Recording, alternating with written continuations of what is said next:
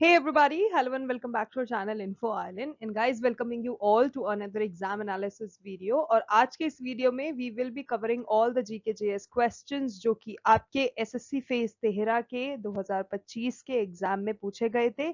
किस डेट की अगर हम बात करें तो गाइज 26 जुलाई का, जैसे कि मैंने आपको रिसेंटली अगर आपने वीडियोस देखा हो तो उसमें मेंशन करा था that because of some glitch we could not bring up the video sooner.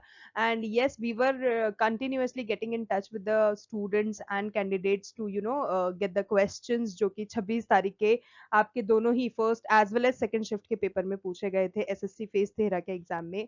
So now that we have the questions, we are ready with the exam analysis video. इस video में हम आपको पूरे आपके 26 जुलाई के दोनों ही शिफ्टों में जितने भी क्वेश्चंस पूछे गए थे, चाहे वो जीके के हों, जीएस के हों, इंग्लिश के हों, वो सारे आज के इस वीडियो में डिस्कस करेंगे. एंड यस, क्योंकि first as well as second शीडियो का सेकेंड शिफ्ट की वीडियो कंबाइंड है, तो गाइज थोड़ा सा क्वेश्चन शफल अप हो सकते हैं, ऊपर नीचे हो सकते हैं. So bear with me on that note. And yes, चलो जल्दी से देख लेते हैं कि किस प्रकार के क्वेश्चंस आपके 26 जुलाई के फर्स्ट और सेकंड शिफ्ट के एसएससी फेज 13 के पेपर में पूछे गए हैं. If you guys have given the exam और वीडियो देख रहे हो तो प्लीज जरूर से कमेंट कर देना if I miss out on anything, या फिर किसी तरह का कुछ भी करेक्शन नीडेड हो, या फिर अगर आपको लगता है कि कोई अगर आपको क्वेरी, अगर आप यू कम अक्रॉस एनीथिंग या कोई सजेशन है, रिकमेंडेशन है, कुछ भी हो, XYZ, anything and everything are welcome on our channel. So please comment them down below. Now let's quickly move into the channel. Now let's quickly move into the video and look for the questions. Or please subscribe karna mat bhulna because it is really needed. Okay, so the first question is that what is the function of BIMSTAck? Guys, ये आपको पूछा गया था कि जो BIMSTAck है इसका function क्या है. तो before telling you about the function of BIMSTAck, मैं थोड़ा सा आपको एडिशनली बता देती हूँ कि BIMSTAck होता क्या है. सबसे पहले इंपॉर्टेंटली हम बात कर लेते हैं फुल फॉर्म की. सो गाइज, BIMSTAck का फुल फॉर्म होता है the Bay of Bengal initiative for multi sectoral technical and economic cooperation. जैसे कि आप जानते हो इन दिनों एब्रीविएशन बहुत ज्यादा पूछी जा रही है, फुल फॉर्म बहुत ज्यादा पूछी जा रही है. तो as and when you come across anything जिसमें फुल फॉर्म जैसा कुछ दिखे तो तभी की तभी याद कर लो, क्योंकि ये आपको फिर एग्जाम में काफी ज्यादा हेल्प करेगा और आप देखोगे कि हाँ भाई, यू ऑलमोस्ट नो एवरीथिंग. ठीक है, सो फुल फॉर्म जरूर से ध्यान में देना है. अब बात करें कि ये तो हो गया फुल फॉर्म, अब बात करें कि बिम्स्टेक बेसिकली होता क्या है. तो ये एक आपका इंटरनेशनल ऑर्गेनाइजेशन है जिसमें 7 जो साउथ एशियन और साउथ ईस्ट की एशियन नेशंस हैं वो सब साथ में मिले हैं, जिन्होंने एक एक आप बोल सकते हो अलायंस बनाया है, या कह सकते हो एक ऑर्गेनाइजेशन मिलाया है मिलके, जिसमें कि वो लोग सब मिलके हाउस करते हैं 1.73 billion people and having a combined gross domestic product of 5.2 trillion US dollar. 2023 तक कितना था. ठीक है, तो ये एक ऐसा ऑर्गेनाइजेशन है. अब बात करें कि ऐसी कौन सी मेंबर स्टेट्स, ओ सॉरी मेंबर स्टेट्स हैं जो कि मिलकर बिम्स्टेक बनाती हैं. मेंबर स्टेट से मेरा मतलब है यहाँ पे वो सारी कंट्रीज जो कि मिलती हैं और बिम्स्टेक के अंदर कंबाइन होके ये काम करती हैं. So, सबसे पहले B stands for Bangladesh. Okay, next आपका आ गया भूटान, फिर आपका आई से इंडिया आ गया, एम से म्यांमार आ गया, एन से नेपाल आ गया, एस से श्रीलंका आ गया, टी से थाईलैंड आ गया. ये कुछ ऐसी कंट्रीज हैं. These all are those countries that are among the countries जो कि बे ऑफ बंगाल पे डिपेंडेंट है कहीं ना कहीं. ठीक है, तो ये फुल फॉर्म अच्छे से याद कर लेना, मेंबर कंट्रीज के नाम याद रखना. Okay, now talking about the establishment. So guys, जो बिम्स्टेक का एस्टेब्लिशमेंट मतलब इसको लेकर जो आया गया, इसको लॉन्च जो किया गया, सारी मेंबर कंट्रीज मिलके बिम्स्टेक को क्यों लेकर आई. So it came to foster regional and economic cooperation among nations in the littoral and adjacent areas of Bay of Bengal के इर्द गिर्द ही, मतलब जो सारा कुछ है. ये जो ऑर्गेनाइजेशन है ये सेक्टर ड्रिवन है और कवर करता है कोऑपरेशंस इन सेक्टर्स जैसे कि कम्युनिकेशन हो गया, लेदर हो गया, टेक्सटाइल हो गया, ट्रांसपोर्ट हो गया, फिशरीज हो गया, ह्यूमन रिसोर्स डेवलपमेंट हो गया, टूरिज्म हो गया, एग्रीकल्चर हो गया, इन्वेस्टमेंट हो गया, टेक्नोलॉजी हो गया and commerce in the end. So ये है main function of BIMSTEC. Okay, next question. If there are conflicts between state government and union government over subjects in the related to concurrent list. Guys, concurrent list आप जानते हो ना, वो 3 list जो कि हमारे इंडियन कॉन्स्टिट्यूशन में मौजूद है, उनमें से एक लिस्ट है कॉन्करेंट लिस्ट. तो अगर कॉन्करेंट लिस्ट को लेके कॉन्करेंट लिस्ट के कुछ सब्जेक्ट्स को लेके अगर स्टेट और यूनियन गवर्नमेंट के बीच में कुछ आई वोंट से युद्ध हो जाता है, बट हाँ कुछ घमासान युद्ध हो गया या फिर कुछ किसी तरह के कोई कॉन्फ्लिक्ट अगर अराइज होते हैं तो क्या किया जाता है उस केस में, कौन सी ऐसी बॉडी होती है जो कि इस कॉन्फ्लिक्ट को रिजॉल्व करती है। सो गाइज इसका करेक्ट आंसर होगा आपका जुडिशरी। जुडिशरी के पास ये पावर होती है कि वो कॉन्फ्लिक्ट्स जो कि स्टेट और गवर्नमेंट के बीच, ओ सॉरी, स्टेट और यूनियन के बीच में हुए हैं रिलेटेड टू कॉन्करेंट लिस्ट, फिर वो जुडिशरी जो न्यायपालिका होती है वो उसको सॉल्व करती है। Okay, guys. So next question. ये कुछ नहीं है. Okay, so the next question is which Lodi ruler shifted the capital from Delhi to Agra? ठीक है. So guys, जो एक लोधी गवर्नर था, लोधी सल्तनत जो था, उसने क्या करा था? जो कैपिटल दिल्ली थी उसको शिफ्ट करके आगरा को किया था. तो वो किसने किया था? तो गाइज वो सिकंदर लोधी के द्वारा किया गया था. जो सिकंदर लोधी हैं वो second ruler of Lodhi dynasty थे. इन्होंने क्या करा था? अपनी सल्तनत को दिल्ली से आगरा मूव कर दिया था इन द ईयर 1504. अब मूवमेंट से मेरा मतलब ये नहीं है लोगों को मूव कर दिया था, but he has changed his capital from Delhi to like Agra. फिर उन्होंने दिल्ली की जगह कैपिटल आगरा को बना दिया था. अब ये जो सिकंदर लोधी हैं ये बहुत ही एक प्रोमिनेंट रूलर थे, लोधी डायनेस्टी के एक इम्पॉर्टेंट रूलर थे. एंड उन्होंने इंडिया की जो दिल्ली सल्तनत है उसको फॉर्मेट किया था और उसके एक पार्ट थे. He ascended Bahlul Lodi and he was the dynasty's second ruler. ये चीज आपको ध्यान रखनी है. और फिर 1504 सीई में उन्होंने आगरा सिटी को फाउंड किया और उसको एक नया कैपिटल बना दिया. Okay guys, so the next question आपको जो पूछा गया था वो था कि when did India participate in the Olympic games for the first time. So guys जैसे कि हम सब जानते हैं इंडिया काफी गेम्स में पार्टिसिपेट करता है. उनमें से ही ओलंपिक्स गेम्स हैं, चाहे वो समर ओलंपिक हो, विंटर ओलंपिक हो, पेरिस ओलंपिक हो या फिर कोई भी ओलंपिक गेम्स हो, कहीं भी किए जाते हैं. सो गाइस इंडिया ने सबसे पहले इन ओलंपिक गेम्स में पार्टिसिपेट करना शुरू करा था in the year 1900 for the very first time. So 1900 आपका करेक्ट आंसर होगा. नेक्स्ट है सांची स्तूप वॉज. स्तूप गाइज ये STUPA कर लो, ठीक है. यूजुअली इंग्लिश में स्तूपा इस तरह से लिखा जाता है. सो सांची स्तूप है, it was constructed on the basis of which architectural structure. तो गाइज तीन चीजें सबसे पहले आप जान लो. जो ये सांची स्तूप है ये अशोकन, जो सम्राट अशोक थे उनके आर्किटेक्चर भी नाम से कहलाता है. क्यों? क्योंकि सम्राट अशोक का जब शासनकाल चल रहा था उस दौरान ये काम हुआ था. अशोक जो है ये मौर्य वंश यानी कि मौर्य समाज से रिलेटेड थे, तो मौर्य वंश भी आपको चीज ध्यान रखना है. अब बात करें जो जिस पे आपको क्वेश्चन पूछा गया था कि आर्किटेक्चरल स्टाइल कौन सा था, तो गाइस क्योंकि वो बुद्धिस्ट आर्किटेक्चर पे बेस्ड था तो आपका बुद्धिस्ट आर्किटेक्चर करेक्ट आंसर है. Okay, next question. In which battle did Babur defeated Ibrahim Lodi. तो गाइस जो फर्स्ट बैटल ऑफ पानीपत हुआ था, पानीपत का जो पहला युद्ध हुआ था, कब? 21 अप्रैल 1526 को, जो कि जो बाबर थे उनके और इब्राहिम खान लोदी के बीच में लड़ा गया था, जो कि सुल्तान थे दिल्ली के नॉर्थ इंडिया में. तो गाइस जो बाबर की फोर्सेस थी उन्होंने गन पाउडर, फायर आर्म्स सब एम्प्लॉय करा और फिर कैनन्स में डाल के इब्राहिम को हरा दिया, इब्राहिम लोदी को हरा दिया और बाबर की जीत हुई. So it all happened in the first battle of Panipat, जो कि 21 अप्रैल 1526 को हुआ था. ये डेट याद रखना. Okay, next is the relationship between price and quantities derived by which curve. तो गाइस जैसे कि हम सब जानते हैं डिमांड और सप्लाई, डिमांड, प्राइस, क्वांटिटी, ये सब कुछ तो आपने इकोनॉमिक्स में पढ़ा ही होगा.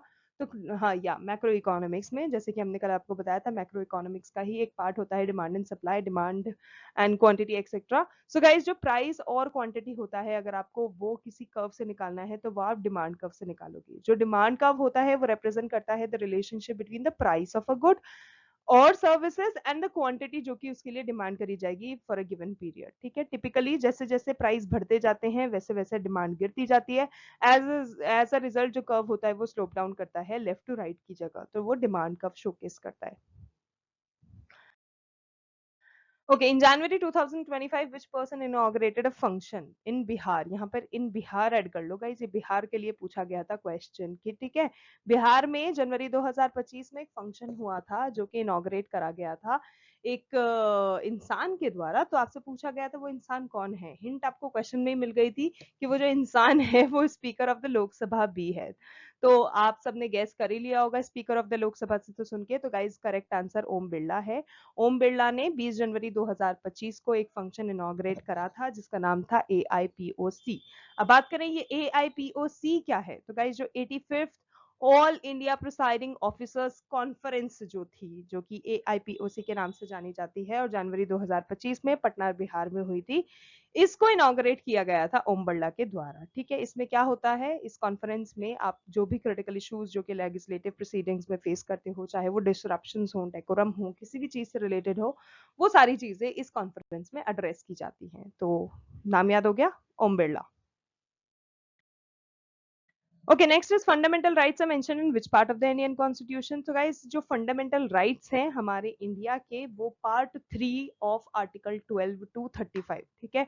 भाग 3 आर्टिकल 12 से 35 तक हमारे भारतीय संविधान में वो चीजें मौजूद हैं जो कि फंडामेंटल राइट से बिलोंग करती हैं। जो फंडामेंटल राइट्स होते हैं वो इंक्लूड करे गए थे कॉन्स्टिट्यूशन में, क्योंकि वो कंसिडर किए गए थे essential for the development of the personality of one and every individual and to preserve human dignity and their rights. Okay Disha programme के बारे में, जैसे कि मैं आपको पहले भी बता चुकी हूँ, एसएससी फेज 13 के एग्जाम में जितनी भी स्कीम्स हैं, जितनी भी योजनाएं हैं जो कि गवर्नमेंट के थ्रू लाया गया है, वो काफी ज्यादा ट्रेन कर रही है, वो काफी ज्यादा पूछा जा रहा है। तो एक एक स्कीम को, एक एक योजना को अच्छे से पढ़ लेना। बात करें दिशा प्रोग्राम की, तो गाइज दिशा प्रोग्राम जो है ये किस मिनिस्ट्री के अंतर्गत आता है। गाइज जो दिशा प्रोग्राम है, जिसको सबसे पहले मैं आपको फुल फॉर्म बता देती हूँ इसकी, वो होती है district development coordination and monitoring committee. ठीक है, इसको हम शॉर्ट में दिशा बोलते हैं। और ये जो है ये कॉन्स्टिट्यूट करा गया है by the Ministry of Rural Development और ये डिस्ट्रिक्ट लेवल पे किया गया है। मिनिस्ट्री ऑफ रूरल डेवलपमेंट आपका करेक्ट आंसर है। ओके, नेक्स्ट पूछा गया था विंग्स ऑफ फायर के ऑथर कौन है। APJ Abdul Kalam. And let me just tell you, ये रिपीटेड क्वेश्चन है तो प्लीज अच्छे से याद कर लेना और एपीजे अब्दुल कलाम की बाकी बुकों के बारे में भी पढ़ लेना।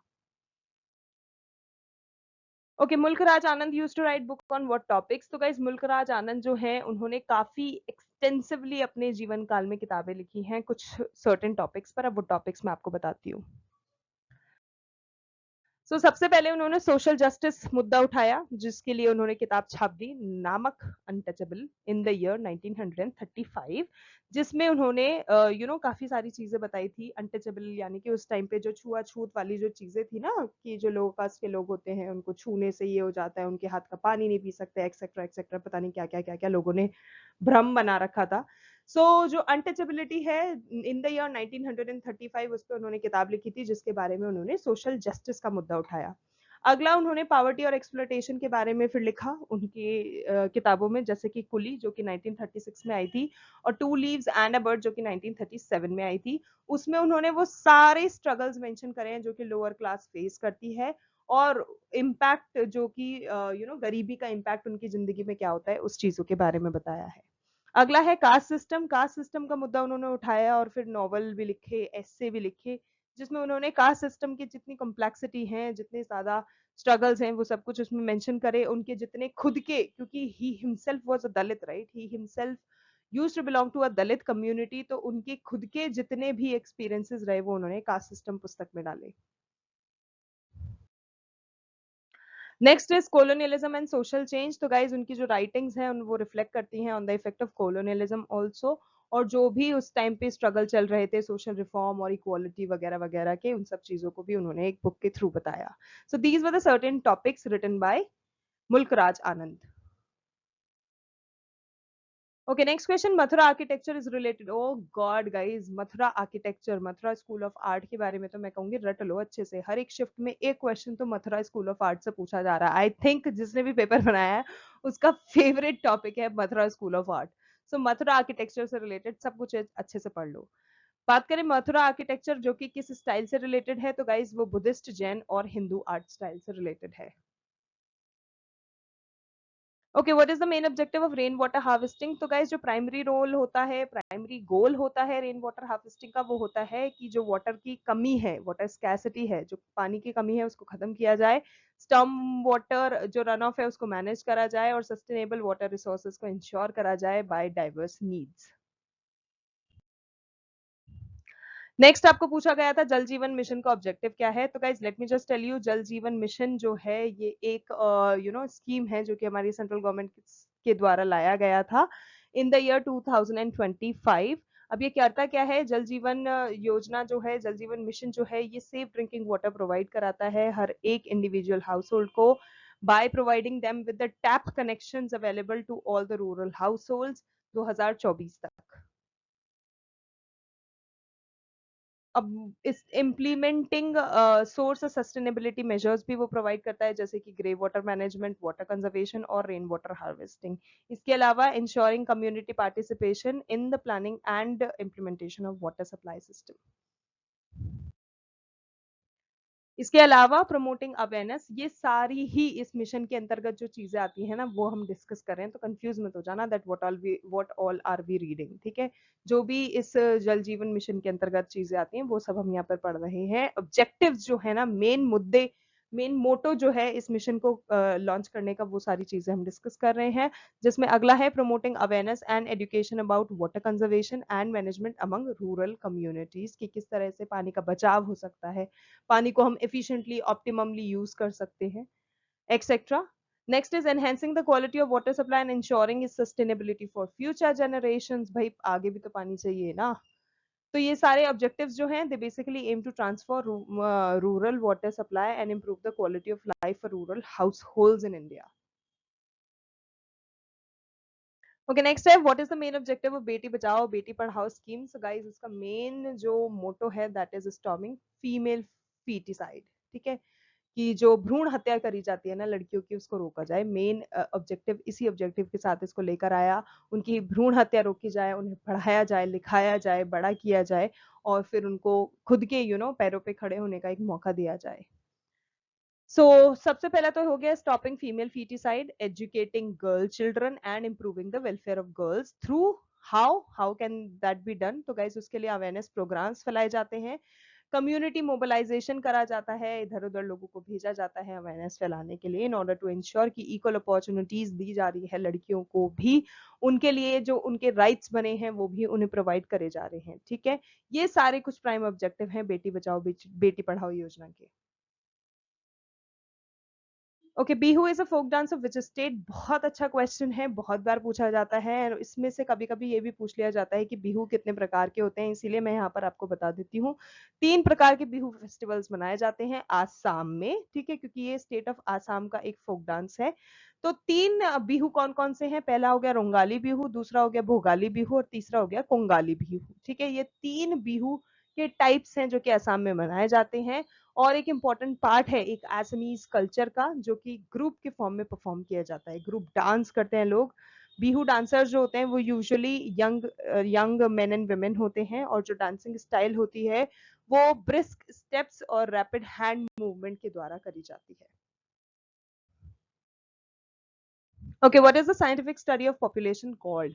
तो पॉपुलेशन को अगर आपको साइंटिफिकली पढ़ना है तो उसके लिए एक टर्म दिया गया है demography. So demography is that scientific study of population. Okay, according to Census 2011, which Indian state has the highest literacy rate? So when we talk about the literacy rate, तो guys उसमें सबसे पहले केरला आती है, Kerala tops the chart as per and according to Census 2011, ठीक है। इस सर्वे के द्वारा देखा गया था कि केरला की लिटरेसी रेट सबसे ज्यादा है with a literacy rate of 93.91%। कितनी है, 93.91%। और इस परसेंटेज के साथ जो केरला है वो मोस्ट लिटरेट स्टेट बन जाती है इंडिया की।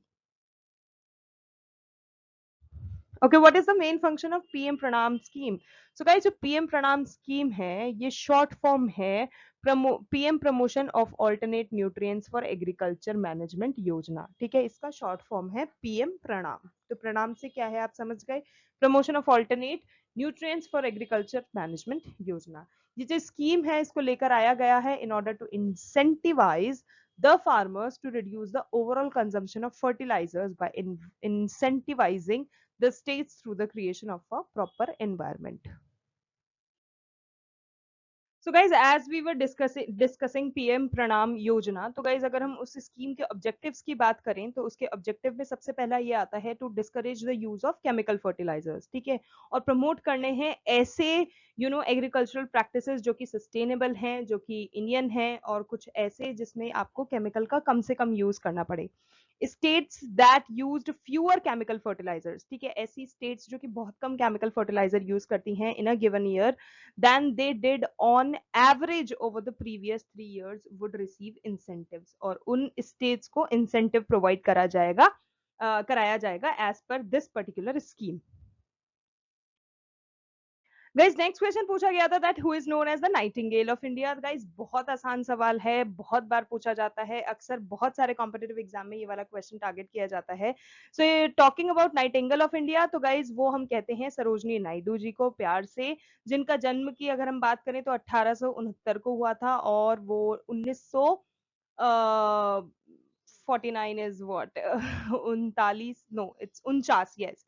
सो 1879 से 1949 तक उनका जीवन काल चला था, और वो एक रिनाउंड पोएट हैं, वो फ्रीडम फाइटर रही हैं, और वो एक पॉलिटिकल लीडर भी थी, ठीक है। She has earned this nickname due to the lyrical quality and imaginary of her poetry, which captivated many of the people, जिसके लिए वो काफी ज्यादा फेमस भी थी।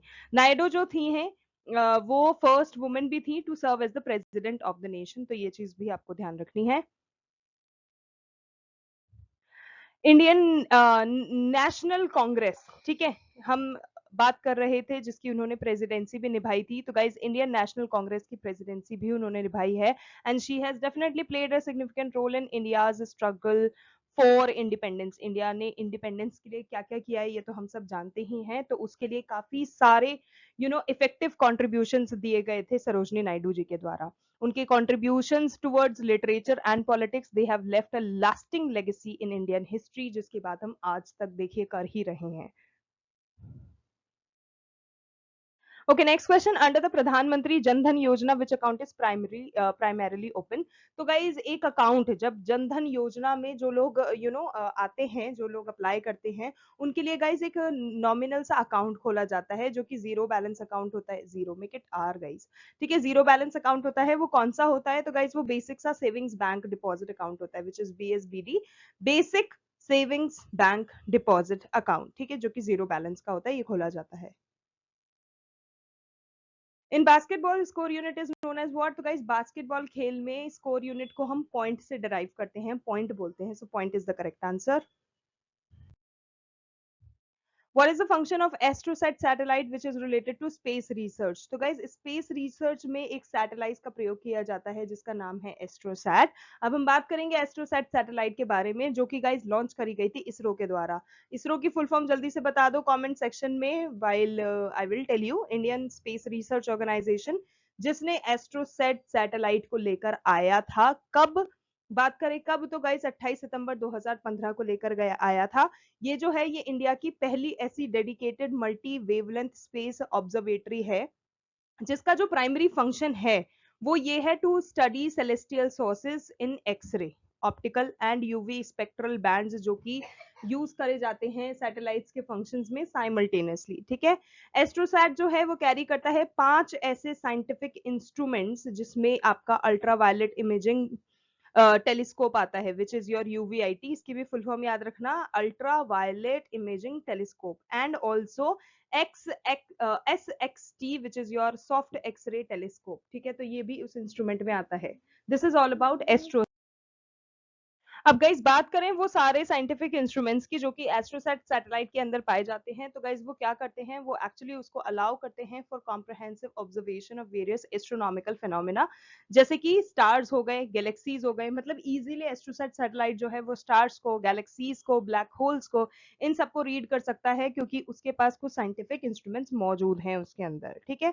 ये जो सैटेलाइट है वो इनेबल करती है simultaneous multi wavelength observations, facilitating जो रिसर्च है कॉस्मिक ऑब्जेक्ट्स की और कॉस्मिक फिनोमेना की वो अच्छे से हो पाए। क्यों, क्योंकि वो विजिबल नहीं होता नॉर्मल ऑप्टिकल रेंज से, ठीक है, नॉर्मल आई से तो डेफिनेटली नहीं होगा, इसीलिए ये भी एक प्लस पॉइंट है of using AstroSat satellite. Okay, next question, which company manages Chabahar port? Guys ये वाला जो पोर्ट है ना भैया, इसको तो पता ही नहीं क्या हो गया है। ये वाला जो पोर्ट है, एसएससी के इस फेज 13 के पेपर में चाबहार पोर्ट तो जैसे कि मतलब छप ही गया है। इससे रिलेटेड भी बहुत ज्यादा क्वेश्चंस पूछे जा रहे हैं, तो ये भी प्लीज अच्छे से पढ़ लेना। ये क्या है, कहाँ है, कंट्री कौन सी कंट्रीज मौजूद हैं, कौन से स्टेट को सबसे ज्यादा फायदा होता है, ये तो कुछ ऐसे क्वेश्चंस हैं जो कि पूछे जा चुके हैं, अब आगे भी पूछे जाएंगे, तो इसलिए भी चाबहार पोर्ट को अच्छे से पढ़ लेना, ठीक है। सो अब बात करें इसको मैनेज कौन करता है, तो guys it is been managed by IPGL, जिसको हम बोलते हैं India Ports Global Limited. Okay, अगला है Ranji trophy was organised by whom? तो गाइस जो रणजी ट्रॉफी है ये ऑर्गेनाइज करी जाती है एक कंट्रोल से जिसका नाम है बीसीसीआई। आप सब अवेयर होंगे इस टर्म से। तो बीसीसीआई की फुल फॉर्म की अगर हम बात करें तो it is board of control for cricket in India. And ये जो बीसीसीआई है, ये जो बोर्ड है, ये रणजी ट्रॉफी को ऑर्गेनाइज करता है। इसकी शुरुआत 1934 में हुई थी। सबसे पहले रणजी ट्रॉफी 1934 में दिया गया था। And it has been a premier domestic first class cricket championship in India 1934 के बाद से ही। And guys talking about Ranji trophy, अगर आपको और स्पोर्ट्स से रिलेटेड, कप से रिलेटेड वीडियो देखना है तो वो भी चैनल पे अवेलेबल है, जरूर से देखना, it will help you a lot. Okay, next question, what organisms does not reproduce through spore formation? तो गाइस स्पोर फॉर्मेशन के थ्रू कुछ ऐसी चीजें होती हैं जो कि कुछ ऑर्गेनिजम्स उसको रिप्रोड्यूस नहीं कर सकते, जैसे कि यीस्ट जो होता है वो रिप्रोड्यूस नहीं करता है स्पोर फॉर्मेशन से। एंड ऐसे ऑर्गेनिजम्स जिनकी हम बात करें जो कि रिप्रोड्यूस नहीं करते स्पोर फॉर्मेशन से, यस, पहला यीस्ट, क्योंकि आपको ऑप्शन में यीस्ट गिवन था। इसके अलावा कुछ और ऐसे ऑर्गेनिजम्स होते हैं जिनकी अब हम बात कर लेते हैं, जिसमें सबसे पहले आता है पेनिसिलियम। ये एक तरह का फंगस होता है और ये रिप्रोड्यूस नहीं करता है थ्रू स्पोर फॉर्मेशन। नेक्स्ट है राइजोपस। जो राइजोपस होता है वो एक तरह का फंगस है अगेन, और ये भी रिप्रोड्यूस नहीं करता है थ्रू स्पोर फॉर्मेशन। अगला है बैक्टीरिया। बैक्टीरिया जो है वो रिप्रोड्यूस करता है एसेक्सुअली थ्रू फिजन या फिर सेल डिवीजन के द्वारा, ठीक है। अगला है प्लेनेरिया। प्लेनेरिया जो होता है वो एक तरह का फ्लैटवर्म होता है और वो भी रिप्रोड्यूस नहीं करता स्पोर फॉर्मेशन से। और ये जो सारे ऑर्गेनिज्म जिनकी अभी हमने बात करी है, ये यूटिलाइज करते हैं different different methods of reproduction, जैसे कि कोई फिजन यूज करता है, कोई सेल डिवीजन यूज करता है, कोई रीजनरेशन हुआ, वो सब यूज करते हैं rather using spore formation. Okay, next question, which state was the first to implement uniform civil code? Guys uniform civil code के बारे में ना दो चीजें मौजूद हैं किताबों में। पहला, गोवा भी कभी कभी इसको ऑप्शन में दे देते हैं, ठीक है, लेकिन अगर हम बात करें सबसे पहली स्टेट की, ठीक है, तो वो है गाइस आपकी उत्तराखंड। तो आपको कंफ्यूज नहीं होना है, ये उत्तराखंड आपको करेक्ट आंसर हो जाएगा यहाँ पे। क्यों? क्योंकि Uttarakhand was the very first state in India जिसने इंप्लीमेंट करा था यूसीसी, जिसे हम बोलते हैं uniform civil code, with the implementation occurring, जो कि आपका 27 जनवरी 2025 से हुआ था, ठीक है। ये जो है ये लैंडमार्क डिसीजन एम करता है टू स्टैंडर्डाइज पर्सनल लॉज, चाहे वो मैरिज रिलेटेड हो, डिवोर्स रिलेटेड हो, इनहेरिटेंस रिलेटेड हो, या फिर कुछ और। ये सारी ही चीजें इस यूसीसी के अंडर आती हैं, जो कि इंश्योर करती है that there is gender equality and promoting inclusivity across all citizens, regardless उनका रिलीजन क्या है। Okay, next question, against the grain. Okay, अब इंग्लिश के क्वेश्चन देख लेते हैं गाइस, जो कि आपको दोनों ही शिफ्टों में पूछे गए थे। एक आपको पूछा गया था अगेंस्ट द ग्रेन, इस इडियम का आपको आंसर बताना था, ठीक है। वैसे सच्ची बताऊं तो मुझे भी नहीं पता था, but I yes search for it and brought it for you guys. So against the grain का मतलब होता है guys contrary to the natural inclination या फिर फीलिंग ऑफ समवन और समथिंग, उसको हम बोलते हैं अगेंस्ट द ग्रेन, ठीक है। अगला आपको पूछा गया था करेक्ट स्पेलिंग ऑफ लेफ्टिनेंट, ठीक है, काफी सारे बच्चों को नहीं पता थी, पर वो टी ए कर देते हैं, पर यहाँ पर एक्चुअल में करेक्ट स्पेलिंग होती है टी ई ही होती है, ठीक है। LIEU, टी ए नहीं होता, टी ई होती है और फिर NANT होता है। सो that is the correct spelling of lieutenant. अगला गाइस फेलोसी के आपको एंटोनिम पूछे गए थे, तो फेलोसी के अगर हम एंटोनिम की बात करें तो इसके आपके ऑपोजिट्स हो जाते हैं, जैसे कि accuracy, certainty, conformity, correction, directness, facing, fairness, frankness, honesty, meaning, openness, reality, sameness and truthfulness. So these are some of the antonyms of the word fallacy.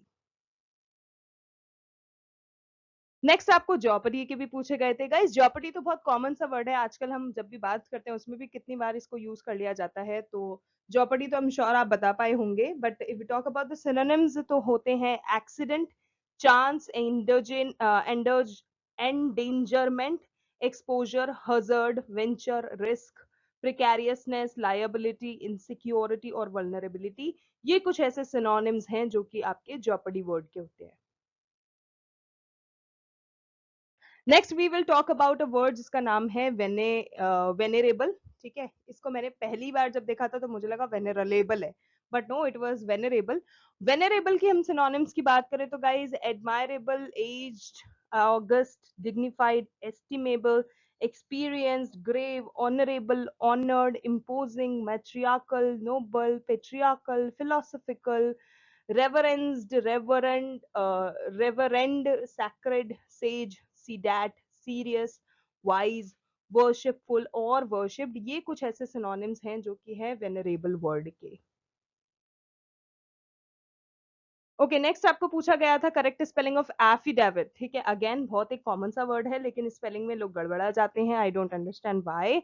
So it is AFFIDAVIT, affidavit is the correct spelling. ठीक है, next आपको एक idiom पूछा था जिसका था अ thorn in the flash. ये भी बहुत कॉमन सा इडियम है, ये भी हम अज्यूमिंग आप सबको पता होगा, हम डेली यूज में भी इसका काफी यूजेज करते हैं। So a thorn in the flesh का मतलब होता है guys constant source of annoyance या trouble. A thorn in the flesh जैसे कि मतलब से ही समझ में आ रहा है कि स्किन में कोई कांटा, ठीक है, खाल में कोई कांटा। अब जब कांटा लग जाता है तो यू नो ना किस तरह का अनोइंग और यू नो ट्रबल क्रिएट करता है वो, और वो कांस्टेंट होता है। जब तक वो कांटा निकल नहीं जाता ना तब तक आप उस चीज को फेस करते हो अपनी बॉडी में। So that is the constant source of annoyance और trouble is the meaning of a thorn in the flesh. अगला गाइस आपको सिनोनिम्स पूछे गए थे इम्पैक्यूनियस के। Okay, so impecunious is a word जिसके सिनोनिम्स की अगर हम बात करें तो मतलब होता है beggared, broke, cleaned out, destitute, dirt poor, homeless, impoverished, indigent, insolvent, poor, penurious, penniless, needy, necessitous, strapped, or unprosperous. So these are some of the synonyms of the word impecunious. Okay, next आपको one word substitution पूछा गया था जिसमें आपको बताना था fear of public speaking को हम क्या बोलते हैं। So guys when there is a person he और शी जिसको फियर होता है पब्लिक स्पीकिंग से, सो उसके लिए हम एक टर्म यूज करते हैं जिसको हम बोलते हैं ग्लासोफोबिया। जैसे पानी से भाई आपको वो होता है, फोबिया होता है, तो आप बोलते हो हाइड्रोफोबिया। हाइट से होता है तो आप यूज करते हो। इसी तरह से पब्लिक स्पीकिंग का फियर जिसको होता है उसको हम बोलते हैं ग्लॉसोफोबिया। ठीक है, so glossophobia is the correct answer for this question. And yes, इसी तरह से हमारी वीडियो समाप्त होती है। Those were the very important GK GS और इंग्लिश के क्वेश्चंस जो कि गाइज आपके 26 जुलाई के एसएससी फेज 13 के फर्स्ट और सेकंड शिफ्ट में पूछे गए थे। If you guys like the video, found it informative, then don't forget to like, share and subscribe to our channel info island, because this is the only platform जहां पर आपको सभी competitive exam की सारी ही updates on a timely basis मिलती रहेंगी, मिलती हैं, और ये डेफिनेटली मिलती रहेंगी अगर आप इसी तरह से सपोर्ट करोगे, चैनल को सब्सक्राइब करोगे, नोटिफिकेशन बेल आइकन को हिट करोगे, अपना ज्यादा से ज्यादा सपोर्ट दिखाओगे, प्यार लुटाओगे, तो डेफिनेटली मिलती रहेंगी। सो आज के लिए गाइज बस इतना ही। Thank you so much for watching, thank you so much for your time, we will see you in our next video. तब तक के लिए all the very best to all the candidates and much love to all of you all.